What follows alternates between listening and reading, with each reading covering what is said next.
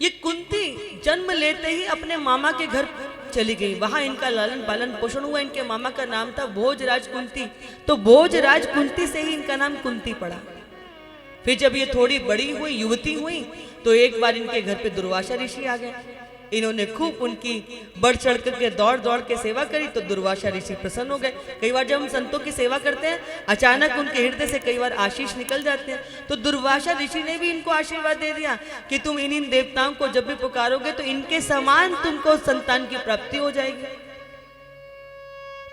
कौमारी अवस्था थी, तरुण उम्र इनकी थी, तो एक दिन सूर्य भगवान को इन्होंने सोचा कि प्रसाद दिया था, आजमा कर देखो।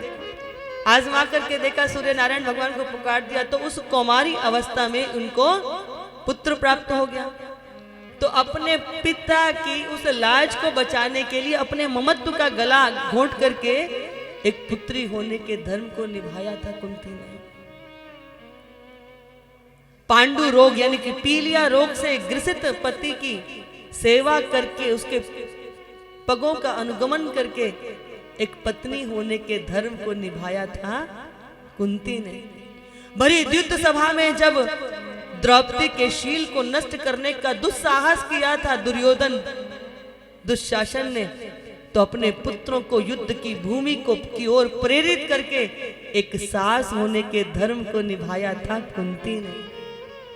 और जब पुत्र राजगद्दी पर बैठा तो उस राज सत्ता का सुख भोगने के लिए नहीं रुकी द्रौपदी, अपनी जेठ और जेठानी के साथ पद गमन करके, वन का गमन करके एक छोटी बहू होने के धर्म को निभाया था कुंती ने। आज जब द्वारिकाधीश भगवान कहते हैं कि अब सब द्वारिका में मेरी प्रतीक्षा करते होंगे, बहुत दिवस से निकला हुआ हूं, अब तो सब कार्य भी संभल गए, अब मुझे जाने की आज्ञा प्रदान करो।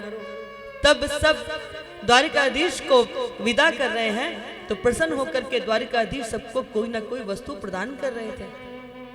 तो द्वारिकाधीश कहते हैं, बुआ आप मुझसे कुछ मांगोगे नहीं?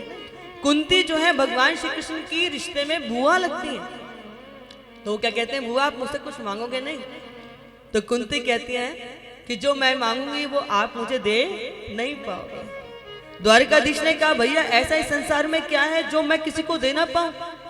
तो कुंती बोलती है, हाँ जो मैं मांगूंगी आप वो मुझे दे नहीं पाएंगे। ऐसा क्या है? तो कुंती कहती है, विपदा संतु ना शाश्वत तत्र तत्र जगत गुरु भवतो दर्शनम यस्यात् पुनर्भव दर्शनम। हे प्रभु, यदि आप कुछ देना चाहते हो तो मुझे ऐसा आशीर्वाद दे दो कि मेरे जीवन में सदैव कष्ट दुख विपदा बनी रहे। आज तक कभी आपने ऐसा व्यक्ति देखा है जो भगवान से दुख मांगता हो, कष्ट मांगता हो? आपको संसार में दूसरा कोई उदाहरण मिलेगा ही नहीं। और द्रौपदी क्या मांग रही है कि मुझे ऐसा आशीर्वाद दो कि मेरे जीवन में विपदा बनी रहे। सुख के माथे सिल धरूं जो हरि हृदय से जाए, बलहारी व दुख की जो पल पल नाम जपाए। ऐसा दुख हजारों सुख से बढ़कर के है कि जिसके आने के बाद जीव भगवान के नाम का आधार ले।